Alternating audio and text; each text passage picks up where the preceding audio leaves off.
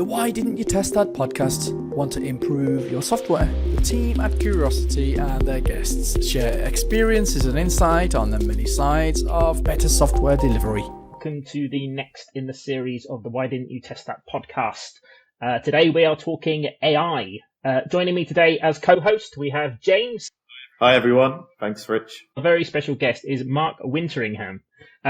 Mark is a quality engineer, course director and author of Testing Web APIs and his new book, AI Assisted Testing. With over 10 years of experience providing testing expertise on award-winning projects across a wide range of technology sectors, he is an advocate for modern risk-based testing practices, holistic-based automation strategies, behavior-driven development, and exploratory testing techniques. Welcome to the podcast, Mark. Hello, thank you for having me here. So to start with then, congratulations on the new book, AI Assisted Testing. I am up to chapter 4 at the moment. It's a very good read. Fantastic. Just to kind of get the ball rolling, tell us a bit about the kind of the book.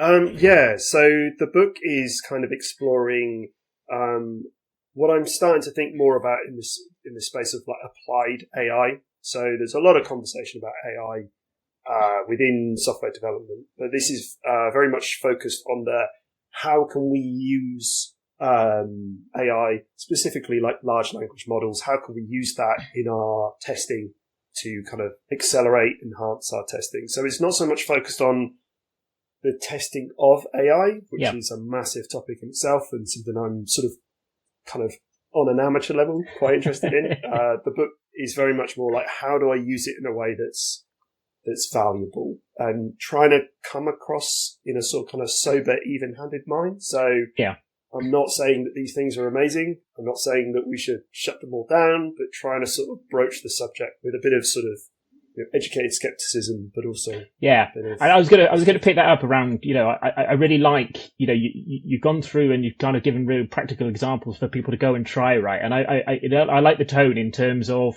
almost optimism, but also some skepticism, right? You got to be pragmatic about what you're trying to do. Yeah, and I don't think that it's something that I've sort of taken from previous stuff I've done in the past around sort of teaching and training in the automation space. Like, there is no single tool that can do everything. So we always have to be skeptical of any tools, whether or not they are these sort of, sophisticated models that we are starting to see in the market, or if it's just using, just a web browser automation tool. It's the same sort of healthy skepticism should be applied to all of them. Yeah. And how's the feedback been so far? I guess I'm repeating a question that I asked you on kind of when we were kind of prepping for the pod, in terms of how's the book been received? And it comes from a context of kind of, there's a polarization of kind of opinions on AI within testing. I'm just interested to hear about how well it's being received. So mostly positive, I'd say. I'm sort of so the way that Manning, my publisher, work, we've released the book on early access. So that means that people can access it early, give me feedback, and sort of help guide me a little bit with the book. But we also do internal reviews. So I've just got my second review back, which was really interesting as well. I'd say sort of publicly, it's been overwhelmingly positive. Excellent. It's interesting that you say, going back to sort of some of the advocates, some of the critics, how were they going to sort of perceive the book? I was a little worried, a little scared when it first came out, I'm not going to lie. But actually, most of it has been, so those who are kind of, because I've sort of injected that healthy skepticism in there, I think that I've been able to sort of kind of talk about it in a way that sort of, I've not been accused of being a fanboy. Yeah. Which I think helps then to sort of put the argument of when there is benefit and when there is not benefit as well. So most of it so far has been like really good feedback and hearing people using things in a positive way. So it's exciting. Cool. So just carrying on the kind of the kind of the fanboy element of the AI in the industry, and you and maybe a question to James as well. You get a kind of a lot of things out there in the wild at the moment around kind of accelerators into AI, cheat sheets, dare I say it, around kind of prompt engineering. Helpful or a hindrance in terms of kind of the betterment of testing and the testing with AI? Yeah, interesting fact for you, I guess. So I was downloading my ChatGPT invoices today to go and push them to Sophia, who does all our admin. And I actually realized that I started subscribing to the ChatGPT premium plan 12 months ago. So this is basically my GPT 1 year anniversary, which is kind of exciting. Yeah, thank you. But then I started thinking about it. I was like, how much have I actually, has it actually evolved for me over the past 12 months?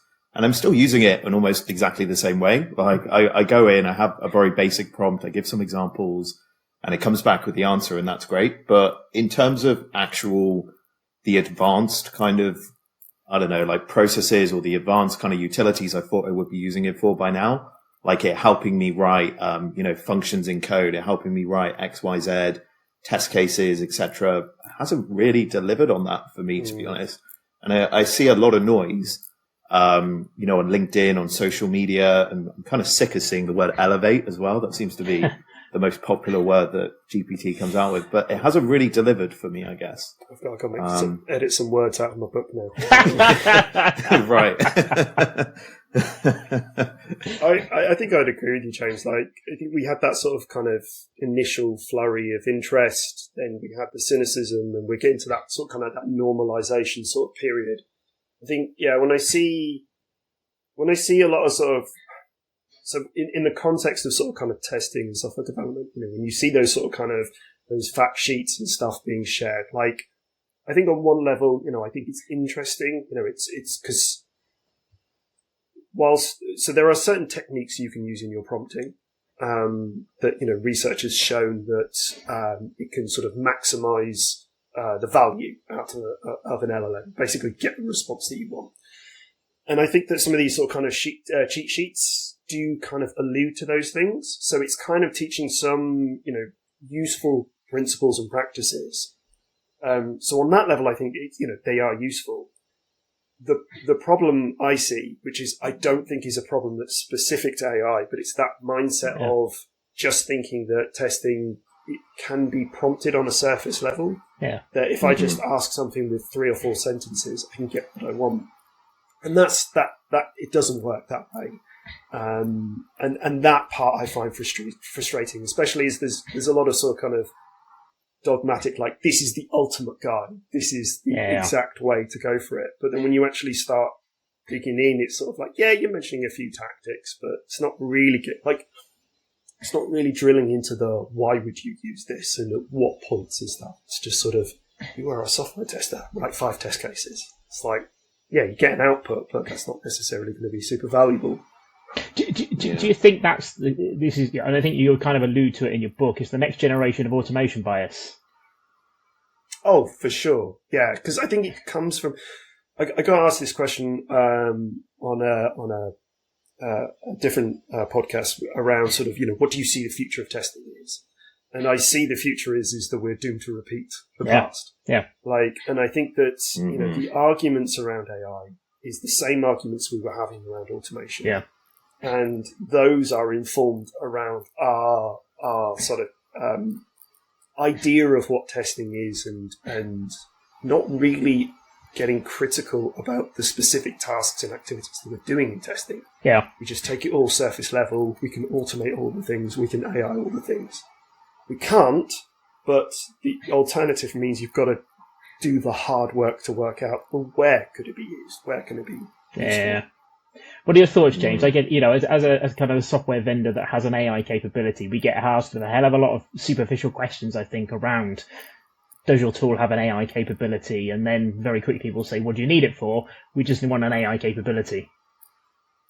Yeah, I mean, it's to Mark's point, it's amazing how many companies still want this kind of magic button you press, and you just kind of, you input your requirement, you get your test cases out, and maybe it can automate automatically for me as well. I mean, the reality is there's so many hard miles to get there and make that happen. Like, you have to be a critical thinker. You have to be going in and applying your own domain knowledge of the area as well, right? And I think, in a way, having this engine, ChatGPT or whatever, like any kind of LLM, where you can almost do that to a certain extent, it has the impact of potentially worsening the software testing or the software quality industry, right? One of the biggest problems we have at the moment is testing is kind of seen as this black box In a lot of organizations, there's this kind of throw it over the wall culture where there's no real collaboration.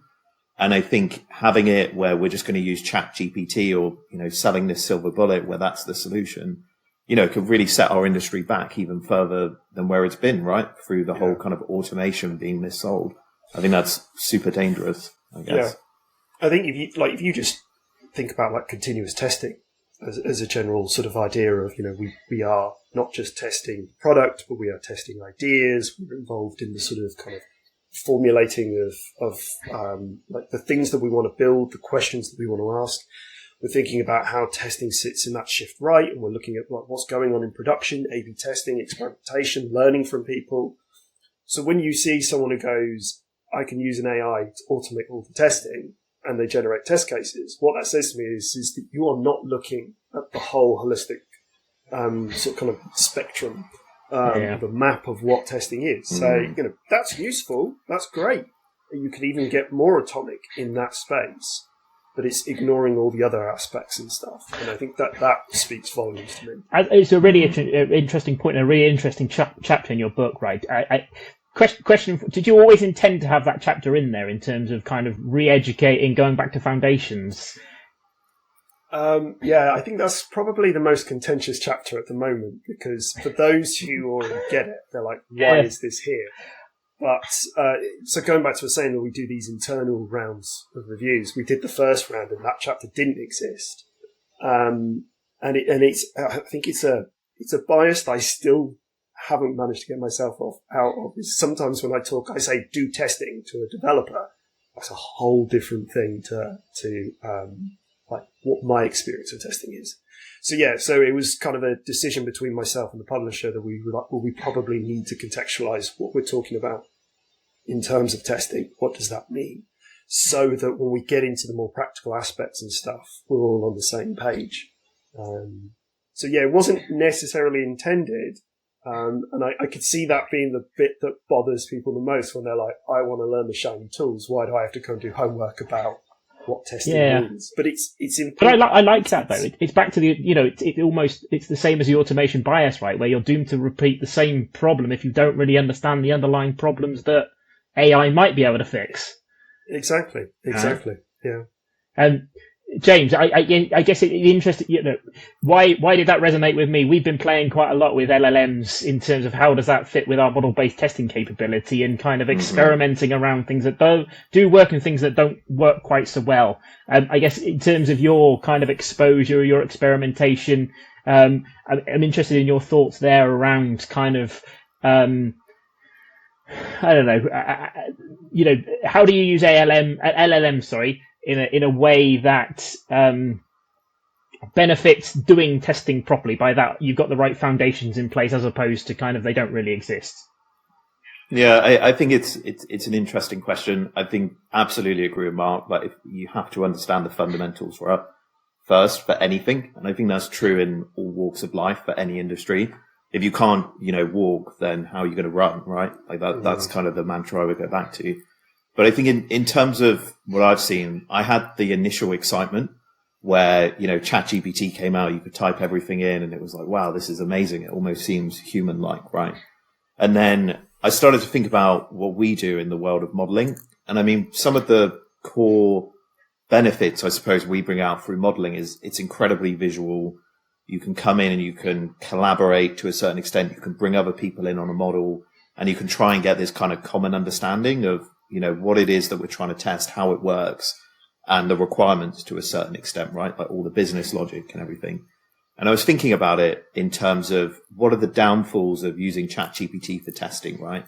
It's a black box. You get back a list of test steps. It's very hard to understand exactly kind of the methodology that's being used and the coverage that you're getting and everything. And the reality is with modeling, you get this visual overview of this is how this part of the application works. You have the benefits of model-based testing that you can generate test cases from it. So for me, I've always looked at it as an accelerator rather than kind of the end-all solution from an integration point of view. If we can take a requirement and we can use an LLM to assist in accelerating creating an asset or a model, but then we have everything on top of it, like a review process. We have the visual nature that you can immediately see the gaps and see where the LLM is kind of misunderstood or something, then that's a great accelerator. But I would never position it to a customer and say, this is an end-to-end solution. It's magic. It's going to take your requirements, generate tests. I would always say this is an accelerator to help you start from nothing to something. And then, you need to apply your knowledge of the testing industry, your expertise of being a critical thinker to taking this to the level where you need it to be for your organization to provide confidence, essentially stakeholders, right? And that's kind of how I would position it. I guess that's where I see it. It's an accelerator. It's not the end solution. And that's really what I've seen from our kind of work integrating, I guess. It's interesting because I've written a chapter on, I've never been like a full model based tester, but I've always been an advocate for modeling in testing. So, that attitude of, like visual representations of how our systems, how our contexts work are massively valuable. I just kind of tend to go a bit fast and loose with it rather than maybe following structured principles of modeling. That's not to say there's anything wrong with that. It's just that's kind of where my experience has been. But interestingly, I wrote a chapter on all of this, and I've gone the inverse to what you just said, James. So I agree that I wouldn't necessarily use an AI or use an LLM to tell me what my context is or tell me what my product is. Maybe in some spaces I might drop a bit of code in and say, turn this into a flowchart. But really, that's a human endeavor for me because we are able to take that information, that feedback. What I see LLMs useful for is actually once you have that sort of kind of lay of the land, the map of the system, the map of the requirement, it's actually targeting specific points of that model and feeding those to an LLM. Because I think kind of going back to what we were talking about a minute ago as well is context matters so much when we are prompting and when we are trying to get stuff into an LLM. So when you are adding, you are a tester, right? Test 5 test cases. You're assuming it knows everything about the context you're in, which you're not. So, you have these two options. Either you try and feed everything into an LLM, and that's where we get into things like retrieval augmented stuff and fine tuning, or we use our knowledge of the system and go, right, here's a specific part of the system that I'm interested in, and I would like to use this tool as a prompt to sort of come up with other ideas based on what I've got. So you can basically build a prompt saying, okay, I'm looking at this part of the system and all these other parts. These are the risks. This is the quality characteristics. Like, what can you tell me about this part of the system? And through that, we build a collage up of sort of understanding rather than, I think the approach that we normally go, which is tell me everything because it doesn't know everything. Because it doesn't have access to that context. I also think one of the things that is going to be a struggle. I mean, if you look at most kind of large enterprises today, I guess, like ignoring startups and probably companies less than 5 to 10 years old, there's so much technical debt out there. And if you go to individuals in that organization and you try and get them to explain how a certain part of the system works, there's so much technical debt that the reality is humans don't know. And there's no good data sat behind it. There's no good documentation. And, I think there's also an element here where if us as humans don't know it, how can we expect an LLM or some kind of AI to go and do it as well, right? Yeah. Is that something you've thought about at all, Mark? It's something that I'm definitely coming across more so now. So I'm in the part of the book at the moment where I'm sort of gone beyond prompt engineering and gone into things like retrieval augmented. I can remember the G from RAG and fine tuning. So like in one of the chapters of the book, the last chapter, you get to fine tune a model with my RESTful Booker platform code. And what was really interesting was it took me a good few weeks to get everything ready. And I thought it was going to be the challenge was doing the fine tuning. And that took me about 2 days just to get the tools set down, configure all the YAML files and stuff. It then took me 2 weeks to take the code base that I know and turn that into something that is readable by these LLMs. So I think you're right. I think it's your own knowledge of the context and then the way taking that knowledge and converting that into some way that is processable about these tools. Excuse me.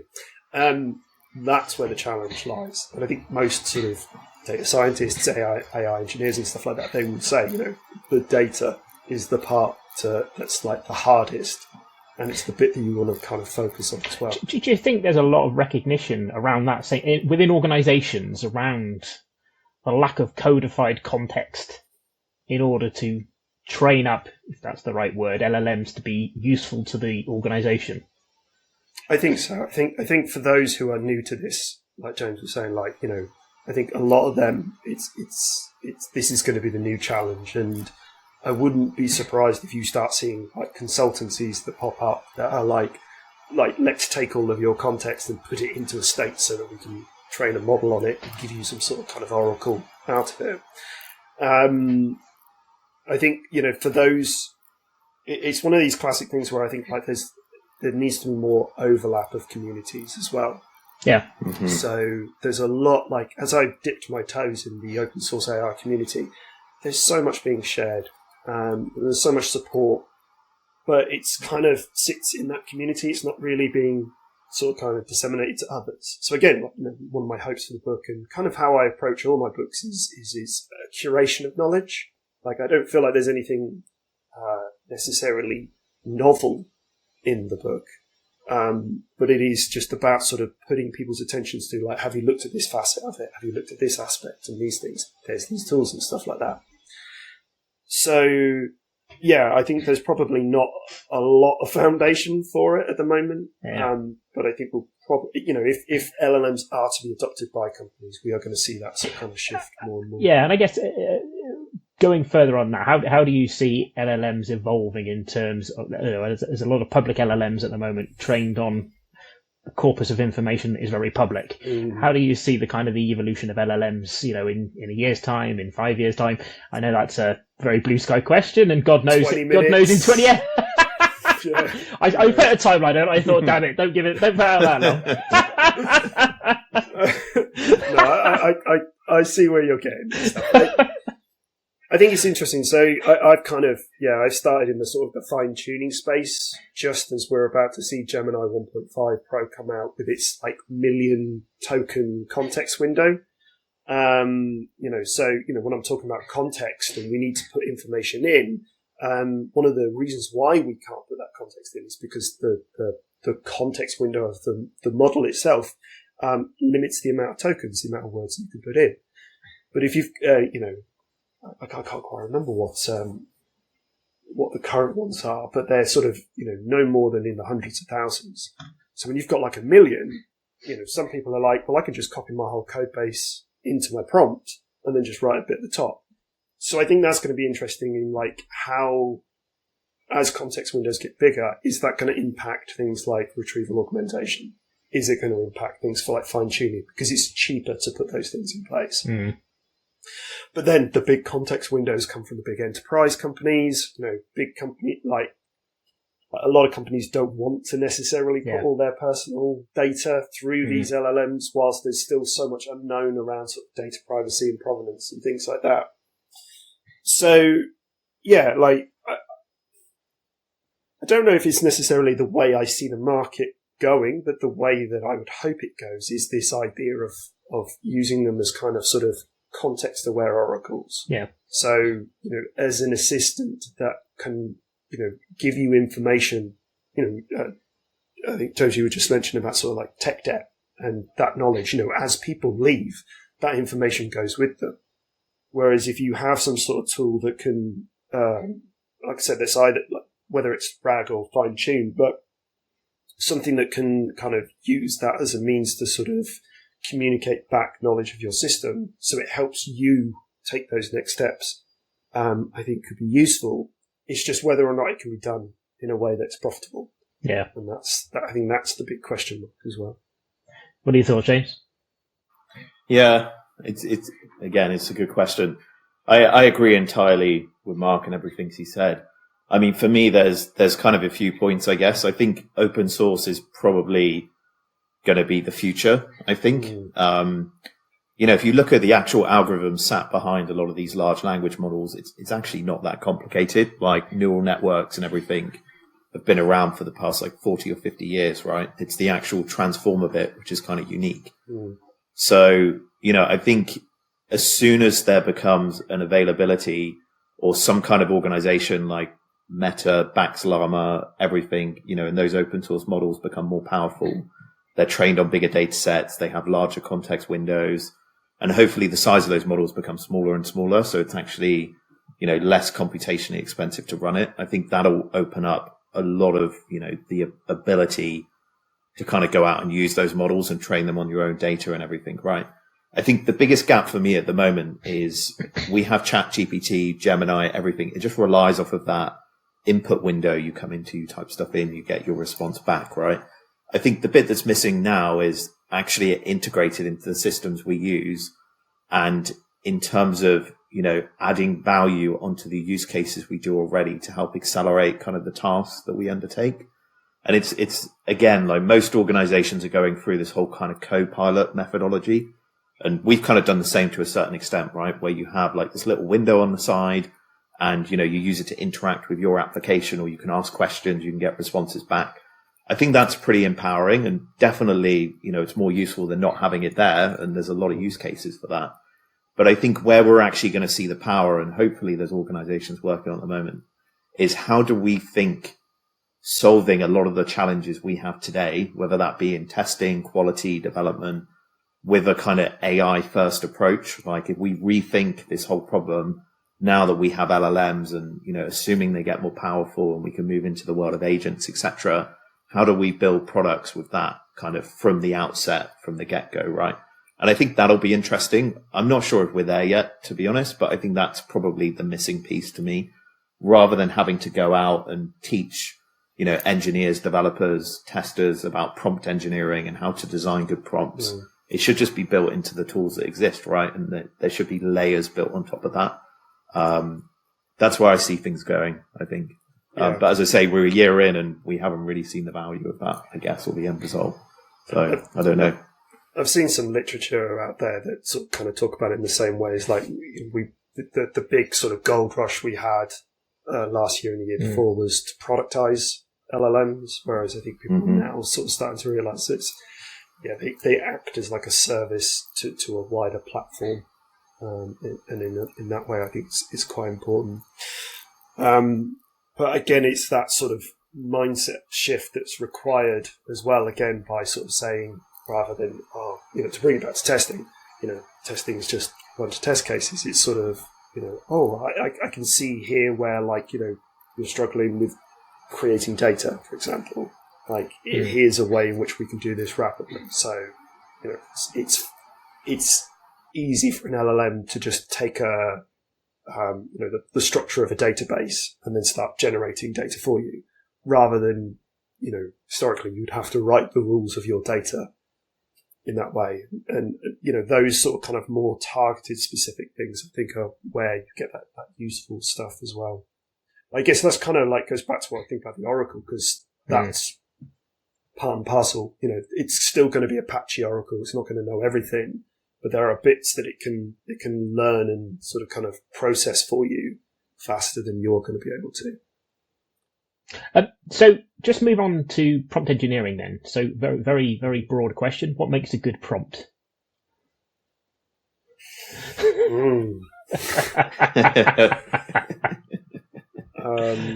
I thought you better rattle all these off, Mark, or the media round you're doing at the moment. Oh, I'm glad you asked that question. That was pre-prepared by my agent, who doesn't exist.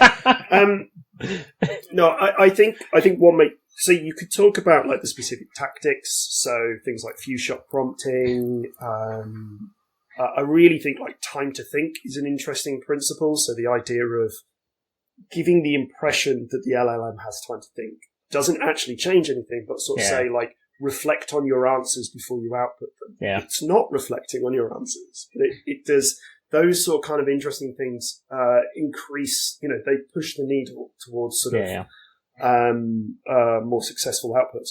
I'd say the biggest thing in prompt engineering, again, it goes back to that thinking specifically about the problem that you're trying to solve.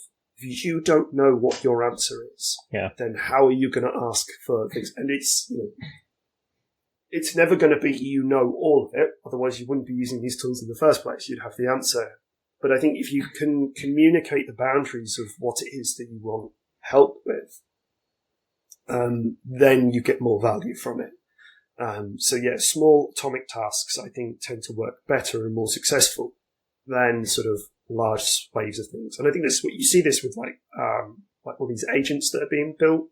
That's still quite an experimental place, but the way that they're approaching it is they basically design things so that you do small activities and then they feed to each other rather than just one big sort of swathe of sort of text to try and solve all problems. Yeah. About yourself, James, we've been playing around with prompt engineering through Model GPT, haven't we? What's your experience? Yeah, it's kind of funny actually. So I had a prompt which I was experimenting with for security testing, and it was coming back with some interesting results. I was pretty happy with it.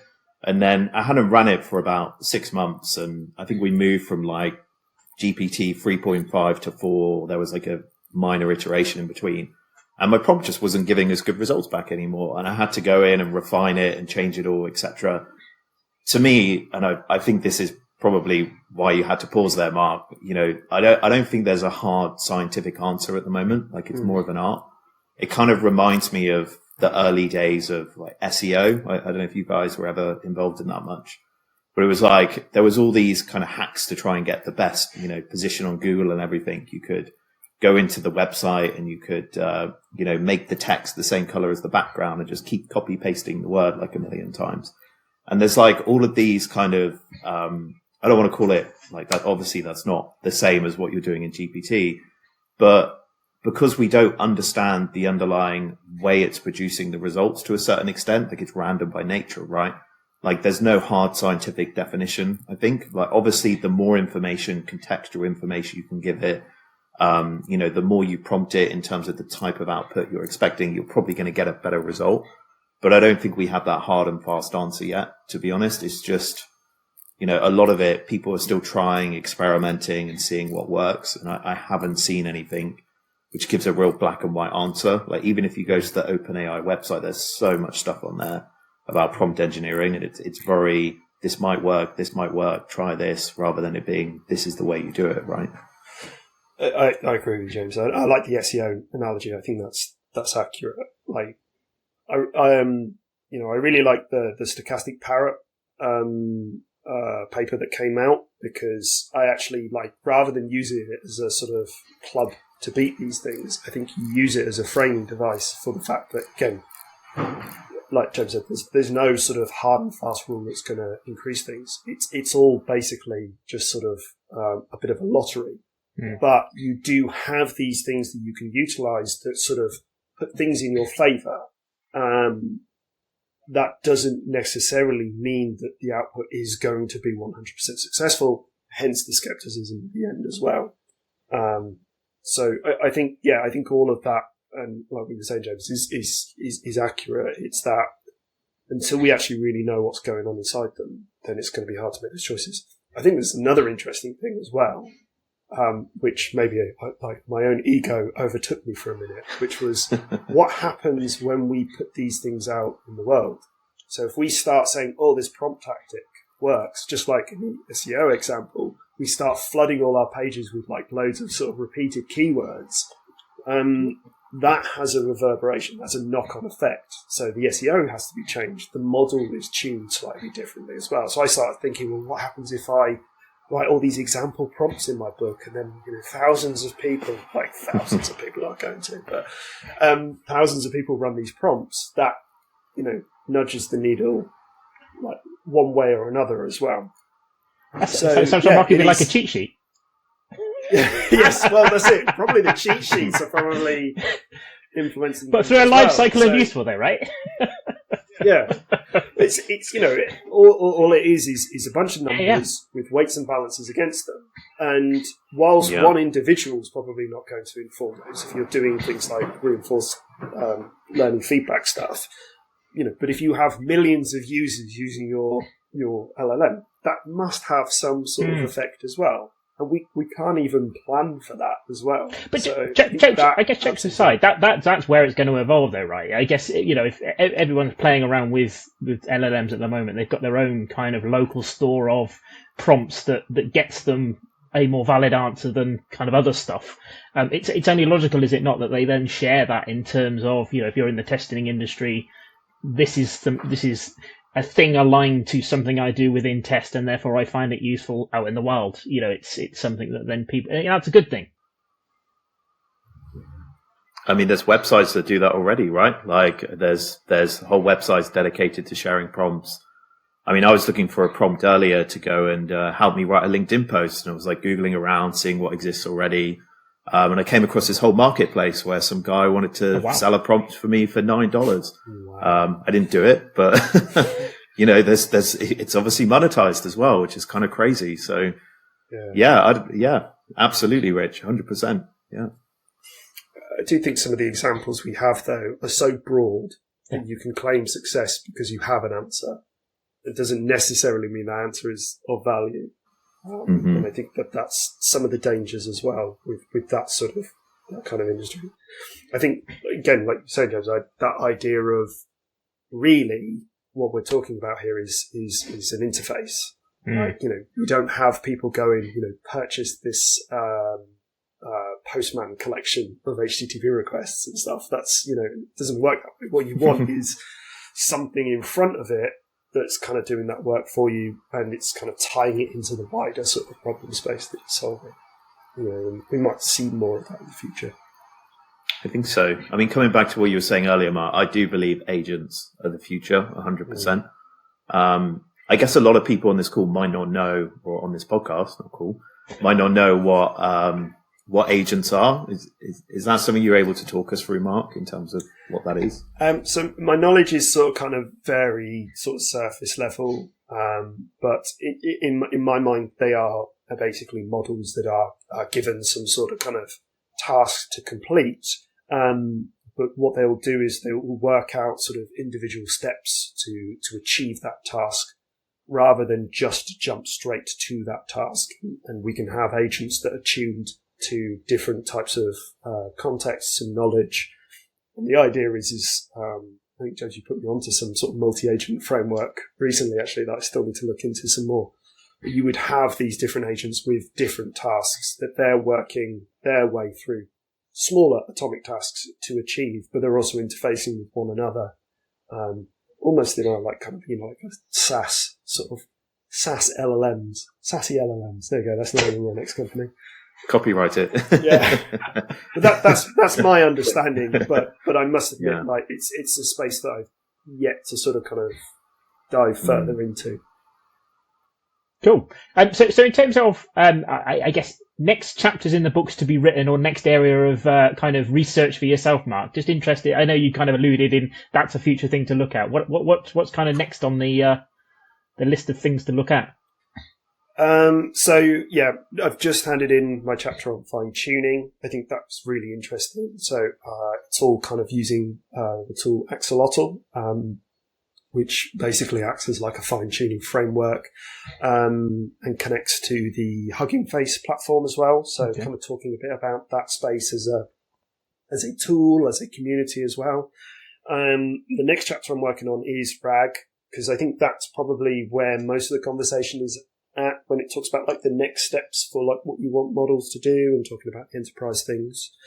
And then after that, it's sort of kind of, we're into editing and cleanup as well. And still sort of just keeping one out for certain little things that are happening out there that might be interesting putting into the book. So I've been doing a lot of code reviews and merge requests lately. So I've been thinking about like, ways in which AI might sit in there. And sort of kind of sewing it all up really. And then, I don't know, maybe I'll lose my mind for the third time and work on a third book. Who knows? Any subjects in mind? Well, kind of related to what we're talking about here is digging really into quality and preference and understanding what that means. We talk about, quality is something that matters to someone. But what does that actually mean? What's like, what parts of our psychology and biology versus sociology, and, there's must be all these different factors that go into preference. Yeah. we're talking about like agents and the future of AI and stuff. We need to nail down preference and understand, what it is that we want for ourselves and for these tools as well. So I've been thinking about that quite a bit, but equally, I may have my laptop stolen from me as soon as I finish my final edits, so I can get on with other things at home. Cool. So in terms of kind of new testers that are not very familiar with AI and exposure to AI, what advice would you give them? Of course, other than buying the book. I'd say so. Healthy skepticism is worthwhile. Don't buy into the hype, but don't buy into the sort of pessimism as well. Make your own mind up, but understand that these are tools to aid you. So throughout the book, I talk about this idea of an area of effect. So you have agency. You are in charge of what you do in terms of your testing. You're using these tools as a means to kind of sort of extend your abilities. I won't say elevate. So yeah, think about it in that way, and I think that you can have a lot of success just from sort of just maintaining that sort of, say, healthy skepticism relationship with these tools. And yourself, James, what advice would you give to elevate testers in the space of AI? Oh my God, that's all I'm going to hear for the next week, isn't it? Look, if you're not going to say it, Mark, I'm going to say it for you. I think your book is outstanding, and I would strongly recommend people as a first point of call, if they're not familiar with everything that's been happening over the past, 12, 18 months with LLMs, to go and take a look at your book and read it, to be honest. I had a look through, and I think it's a fantastic introduction. So yeah, are we going to add that as a link afterwards? Yeah, just very quickly, Mark, if you know the detail, where can people get the book if they're interested? So at the moment it's in early access, so it's only available on manning.com, or you can just Google AI assisted testing. I think it's like one of the first results. So with early access, you get access to the ebook now, but you can get a copy of the book when it's printed, sent to you. What's really good about that as well is that you can drop comments, you can give feedback, and I do read through all of it and I do take it in. So it is a way to sort of kind of collaborate and improve the book as well. And then eventually, hopefully, I think we're aiming for the end of this year, we'll have print copies available, and they're available in all good bookstores. Brilliant. And Amazon. And some rubbish ones. I'm sure we'll leave a link on the content of this blog, so podcast. Sorry. So look out for that.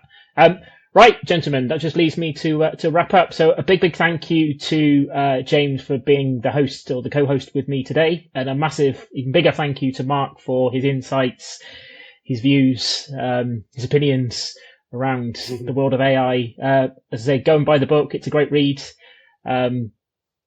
Just leaves me to say thank you very much again, and look out for the next edition of the Why Didn't You Test That podcast. Bye-bye, everyone. Thanks for listening to this episode of the Why Didn't You Test That podcast.